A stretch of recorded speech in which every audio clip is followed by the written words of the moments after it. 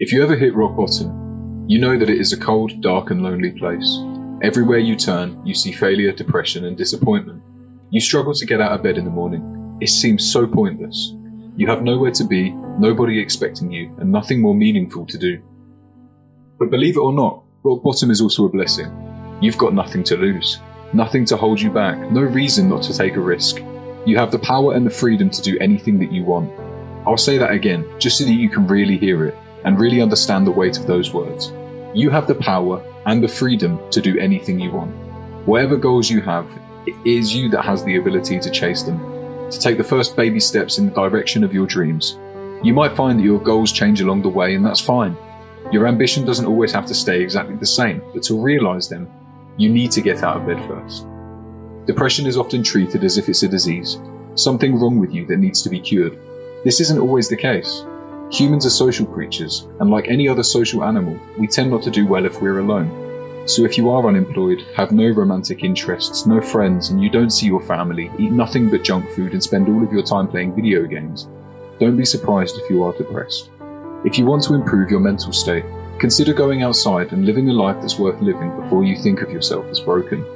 Life is not easy. Sometimes it feels like you are constantly being pushed down and just can't catch a break. It feels like you're underwater and you don't know which way to swim, like everything you do is wrong and there is no good choice available, like there is nothing that you can do to change your situation. There is always a way forward, something that you can do to improve your circumstances and increase your odds of success. Friedrich Nietzsche often discussed the idea that you should dress like the man that you are pretending to be. He believed that to become the man that you want to be, first you have to pretend to be him, to act like him, to speak like him, to think like him. So who do you want to be? If you were tasked with sitting for an hour and writing down every detail of the life that you want to have 5 years from now and the type of person that it takes to have that life, what would you write? If you were also tasked with sitting for an hour and writing down everything that your life could be if you made the opposite choices, what would your life look like then? If you continue to hide away from the world, spending all of your time online, none of it learning, what would life look like? Is it a life worth living? How many of the goals you have could you accomplish if you stayed in bed all day and stayed working at the same dead-end job? What are the key differences between these two lives? They are both yours, and you could have either one. Which is up to you. Every morning, when you wake up, you have to make a conscious decision to achieve everything that you have the potential to. You will have to work hard, physically and mentally. Spend your time being productive.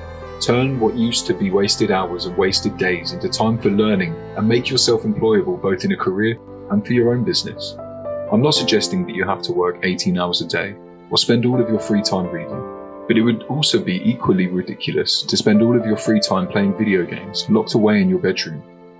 All that's required is to spend more time doing things that are good for you, with people that are good for you, and less time doing things that are bad for you with people that are bad for you. Surround yourself with motivated people that you admire. Be useful to them, and you will be surprised just how many great opportunities will come your way. If you want to spend time scrolling social media platforms, use some of that time scrolling to learn new things. Watch people that motivate you, like Alex Hormozi or Dave Ramsey. Keep up with the local news or market trends. Your habits don't need to change as much as you think, just what you do when you sit at your desk. 6 to 18 months might sound like a long time, but if you blink, you miss it. And 6 to 18 months is all that is required to go from rock bottom to the top 10% of people. Most aren't willing to make this type of commitment, and that's why the bar is so low. You can achieve your wildest dreams and exceed them greatly if you put just a small amount of work into making them happen. Only 1 or 2 hours a day is enough to teach yourself extremely valuable skills, to start your own business, to improve on skills that you already have even. You already have some skills, and some useful skills too. There is something about you that's special. It's not a fable that your parents tell you as a child. It's true. Nobody on earth is the same as you. There has never been or ever will be someone that is the same as you. That doesn't mean that you don't have to work hard. Successful people that don't work hard are exceptionally rare, and usually don't stay successful for long. Research suggests that every day, a person makes between 27 and 35,000 decisions. To make all of these perfectly is just never going to happen, but luckily you don't need to. Simply being conscious of your thoughts and actions will transform your life. The majority of these choices are made subconsciously, and you will never even be aware that you made them. There is a great book called The Chimp Paradox, written by Professor Steve Peters, that discusses the intricacies of conscious and subconscious decisions and how you can master both. After a long career in psychology, including working for Liverpool Football Club as well as the national England team, Steve shared his development of what he calls chimp management, which he used to help the players achieve everything that they were capable of, on and off the field. In essence, he divides the brain into three sections: the frontal lobe, termed the human, the limbic system, named the chimp, and the prefrontal cortex, which he calls the computer. The human makes rational decisions and thinks logically, using facts and objective analysis to make decisions. The chimp acts instinctually. It is more emotionally driven and impulsive. It's also stronger than the human, so will act quicker, at times overriding the human. The computer stores information, memories, core beliefs, and habits. The computer is faster than both the chimp and the human. This means that if you pre-program your computer, it can act before the chimp, giving time for the human to reassure its more emotional counterpart. To put a real-world example to this, maybe you have a fear of talking to strangers. Anytime you stand in line at the shop or order a drink at the pub, your chimp runs rampant, fueled by stress and anxiety of the uncertainty of day-to-day interactions with strangers. So what you would need to do is program your computer with data of positive exchanges, whether it's 2 words or an hour-long conversation. Old encounters alone won't be enough. You would also need to make a conscious effort to continue speaking with new people. Even just a "hello, have a good day" as you walk past. Not every individual will respond positively, but it's the average that we care about, and that the computer will find important. The majority of your conversations will be positive, and you might even make some new friends at places that you frequently visit, like gyms, swimming pools, or saunas. With enough data, the computer can act before the chimp, and the human can have enough time to assess the situation logically. So what are you afraid of? What steps do you need to take to overcome your fears and settle your chimp? How long are you willing to let these fears hold you back? What values do you find important, and what are you prepared to do to uphold them? Ask yourself questions, understand your answers, and act in a way that the person you are aiming to be would be proud of. Rock bottom doesn't have to be your home. Like the jail on the Monopoly board, there's nothing wrong with just visiting. Sometimes people stay because it's easy. You can blame the world for your problems while you do nothing to help yourself. This won't make you feel better. You can feel sorry for yourself as much as you want, but the only thing that you'll achieve is that you'll be sorry.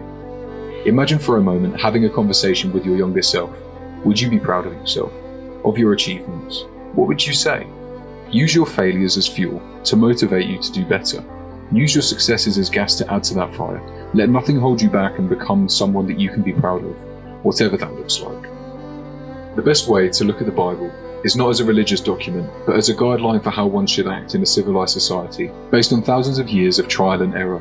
If we take the 10 Commandments and ignore the first 4 due to the religious nature of them, we end up with honor your parents, do not murder, do not commit adultery, do not steal, do not lie, and last but not least, do not be envious. It would be a tough case to make that one should disagree with any of these 6 points. Also, if we look at the 7 deadly sins but change the phrasing to 7 dishonest character traits, we end up with pride, greed, envy, wrath, gluttony, lust, and sloth. Would you want to be friends with someone who possesses these traits? If you possess them, will good people want to be your friend? Character traits and actions are one and the same, somewhat like the question of did the chicken or the egg come first? Your character traits lead to your actions, but the actions you can take decide your traits. If you constantly lie, cheat and steal, then people will not want to give their time or trust to you. You need to have good people around you if you want to lead a life worth living. Think about your actions and the effects that they will have on others, as well as the consequences that you might face yourself. If you spend your weekends at nightclubs having one-night stands, this will probably affect your mate value.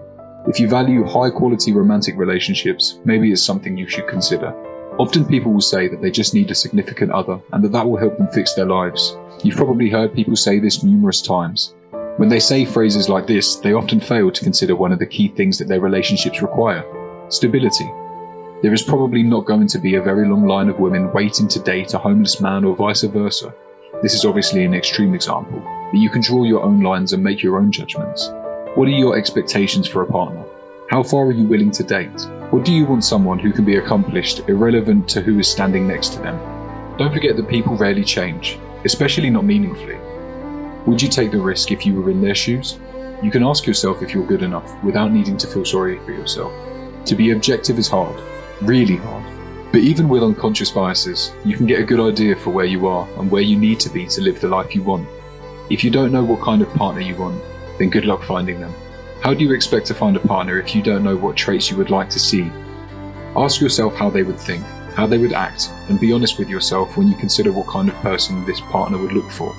You probably don't fit the bill, but that's okay.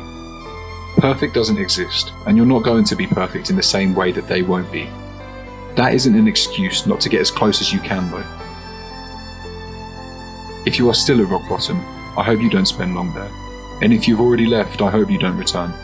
But I can't help you. You're the master of your own journey at the end of the day. Thank you for watching.